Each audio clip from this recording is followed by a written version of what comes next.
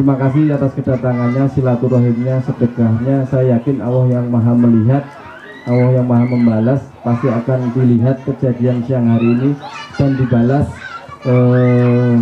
berkali lipat ya. Semoga dibalas lebih banyak dan lebih berkah. Terutama ini ya, tukang sulapi mau marek ngekek ya. Ternyata hidup itu kayak gitu simpel. Jadi kita duwe utang ya, duwe masalah tapi saya guyu. Ya, berarti apa? Itu simbol rahmat Gusti Allah sangat luas sekali. Ya. Jadi enak kita hidup di tukang sulap ya.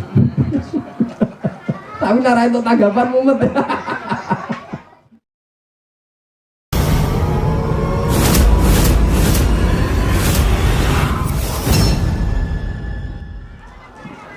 Terus mohon doanya biar ini biar berkembang maju ya. Terus apa ya, saya sudah 9 tahun ya, 9 tahun ini ngurusi Darul Qalbi dari awal, dari seperti tadi saya bilang dari rumah mertua, terus dari mana, dari rumah mertua terus bisa buat di samping kuburan. Nah, kalau ingat kuburan tahu nggak, ini kan yang diingat apa, ingat mati ya. Sebaik-baik orang itu bisa yang mengingat mati, tapi sebaik-baik orang itu yang mempersiapkan untuk kematian. Nah, kalau kita lihat kuburan, pernah nggak jenengan berpikiran kuburan itu nggak punya marketing penuh loh, dan masih buka lowongan ya. Kalau nggak percaya silakan. Jadi kalau jenengan punya mimpi, punya usaha atau punya ikhtiar, jangan takut. Jangan takut rugi, jangan takut nggak siapa yang beli, jangan takut ya. Kuburan aja nggak punya marketing, ada aja penuh lagi ya. Rumah sakit itu diem aja, tapi ada yang datang orang sakit ya.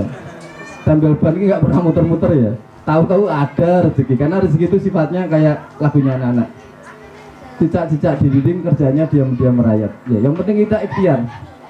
Jadi ikhtiar itu nggak harus kerja ya, tapi bergerak. Yang penting jenengan bergerak aja, nanti nggak ketemu rezeki. Tapi karena rezeki itu sifatnya dijamin, makanya datang seekor nyamuk. Rezeki itu datang, rezeki itu mendatangi. Seperti maut itu mendatangi. Jadi kalau yang pengen punya usaha, nggak usah takut ya. Seperti kita ini ya, asal gawe kandang ya. Tapi ya berikhtiar, belajar ilmunya peternakan ya. Harapannya bisa tahu kambing sakit, kita mengantisipasinya seperti apa. Terus harapannya jenengan selalu ingat sama Tuhan jenengan ya, karena kita itu seperti lampu ya. Lampu itu kalau nggak dicetetke nggak hidup ya. Sama kita kalau nggak dihidupkan nggak hidup. Kalau kita nggak diperdudukkan nggak bisa duduk ya. Kalau kita nggak diperjalankan nggak bisa jalan ya. Karena orang stroke itu ya, orang stroke nggak bisa jalan, nggak bisa duduk ya.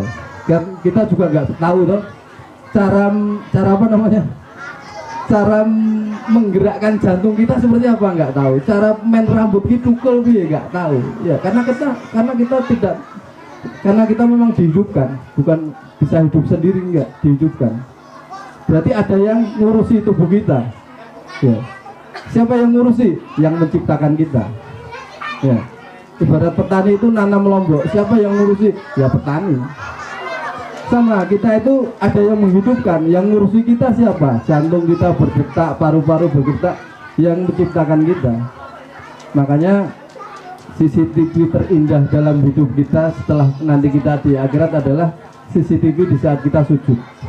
Makanya perbanyak sujud, karena itu simbol kita bahwa kita itu hamba ya. Makanya kalau masih jadi hamba, banyakin sujud ya, karena CCTV terindah itu nggak pas ngerasani loh ya. Nanti pas yang akhirat ini pas ngerasa, aduh ngerasani ya.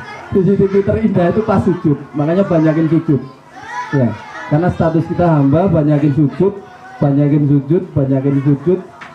Dan sujud itu tidak bisa dilakukan orang dalam konteks orang kafir ya. Jadi kan sedekah, nah, orang kafir itu ahli sedekah banyak ya. Orang kafir itu ahli sedekah banyak, tapi di saat sujud nggak bisa orang kafir. Apalagi sujudnya waktu tahajud. Wah, orang Islamnya kadang-kadang raiso ya. Makanya banyakin sujud di saat yang orang lain tidak bisa sujud ya. Ya. Banyakin sujud yang orang lain jarang-jarang sujud melakukannya. orang lain tidur jenengan sujud, ya. Kan keren itu. Jadi nanti jenengan waktu di akhirat itu dua sisi TV terindah. Liyane di sisi TV ada turu kabeh, jenengan sujud sendiri. Itu keren sekali, ya. Makanya saya mengingatkan banyakin sujud karena itu kenangan terindah di saat kita masih hidup, ya. Kumpul-kumpul kayak ini indah, tapi yang lebih indah itu di saat kita kembali ke hakikat kita sebagai hamba. Sebagai hamba itu ya beribadah.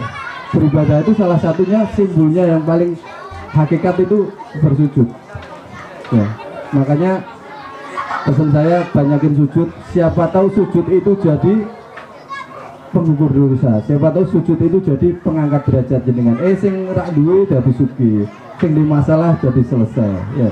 Yang rak di jodoh cepat ketemu jodoh. Jadi harapannya dengan sujud jenengan itu sewaktu-waktu di saat jenengan ikhlas, waktu sujud itu kita nggak tahu sujud kita yang ikhlas yang mana. Harapannya di saat ikhlas itu Allah ridho dengan sujud kita, ya.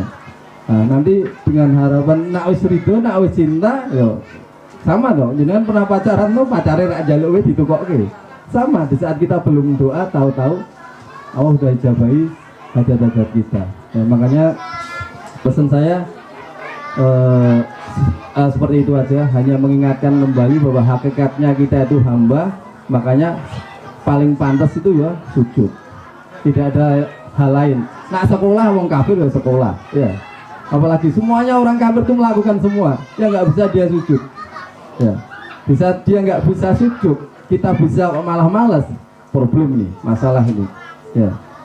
Kalau malah masalah bicara kaya itu banyak orang kafir lebih kaya dari kita, ya. Karena kaya itu sebenarnya sebab. Di saat kita tekun pasti tekan, ya. Tidak sujud pun di saat kita tekun pasti tekan.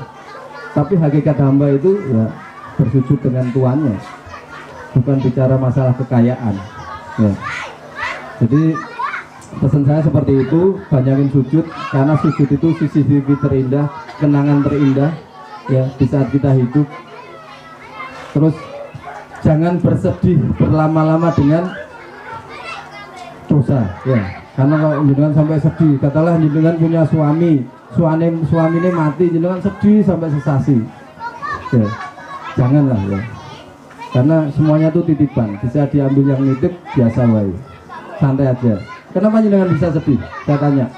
Karena jenengan merasa memiliki suaminya jenengan. Ya, kalau jenengan berpikir itu titipannya Gusti Allah, ya diambil nggak apa-apa. Jenengan kehilangan mobil, kenapa sedih? Karena merasa itu mobil yang beli jenengan. Coba kalau tabungan jenengan kehilangan mobil, jenengan nggak sedih karena nggak merasa memiliki mobil itu tangga. Jadi rasa yang neng ati itu, rasa memiliki disingkirin biar harapannya tidak terlalu gelo, ya. Kayak tukang parkir, ya. Terus dipoto HP udah disipu biasa aja, ya. Karena hidup itu seperti apa? Hidup itu seperti dakon.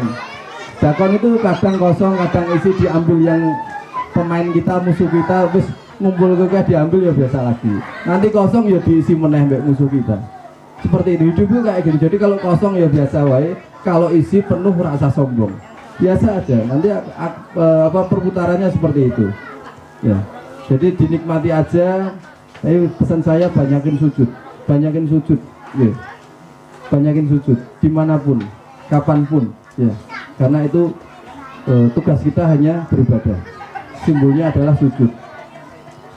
Jadi seperti itu pesan saya, banyakin sujud, banyakin sujud, banyakin sujud. Pokoknya doain kita biar kita lebih semangat lagi dalam hidup. Karena hidup itu kayak apa? Kayak gelombang, ya. Kadang naik, kadang turun, kadang naik, kadang turun, ya. Harapannya kita tetap semangat, tetap yakin sama Tuhan kita yang maha kaya, yang maha besar, yang maha mengampuni dosa kita, yang maha memberi kemudahan, yang maha menolong kita, ya. Harapannya seperti itu. Terima kasih, semoga perjalanan pulangnya lancar, selamat sampai tujuan. Kalau ingat kita di jalan disapa, ya, Pak, masih ingat, ya. Monggo kalau kapan-kapan mau kesini lagi silahkan, ya. Pesan saya kalau korban besok tolong dilarisi, ya. Iya, dilarisi kambing dombanya, ya. Seperti itu, ya. Terima kasih. Mohon maaf kalau banyak hal yang tidak berkenan, ya. Terus juga terima kasih atas kedatangannya, silaturahimnya, sedekahnya. Saya yakin Allah yang maha melihat, Allah yang maha membalas, pasti akan dilihat kejadian siang hari ini dan dibalas berkali lipat ya. Semoga dibalas lebih banyak dan lebih berkah. Terutama ini ya, tukang sulapi mau marek ngekek ya. Ternyata hidup itu kayak gitu simple. Jadi kita duwe utang ya, duwe masalah, tapi saya guyu. Ya, berarti apa? Itu simbol rahmat Gusti Allah sangat luas sekali. Ya. Jadi enak kita hidup di tukang sulap ya. Tapi nara itu tanggapan mumet ya. Jadi seperti itu simple hidup. Kalau kita mau lihat rahmat Gusti Allah itu wong diutang akeh tapi seiso guyu itu ada karena ada rahmat. Ya. Seperti itu. Nanti kalau isi mumet ya isi diutang mumet ning kuburan wae. Ya. Kuburan itu orang mati pengen apa? Pengen dihidupkan kembali untuk beribadah. Lah kita sing urip kok malah pengen bunuh diri loh. Ya, aneh ya. Tapi nggak apa-apa karena itu hidup kayak gitu. Terima kasih. Semoga perjalanannya lancar, selamat sampai tujuan. Salam buat saudara-saudara keragilan yang belum bisa datang ke sini. Dari saya ucapin terima kasih atas semua bantuannya untuk kegiatan siang hari ini. Terima kasih. Assalamualaikum warahmatullahi wabarakatuh.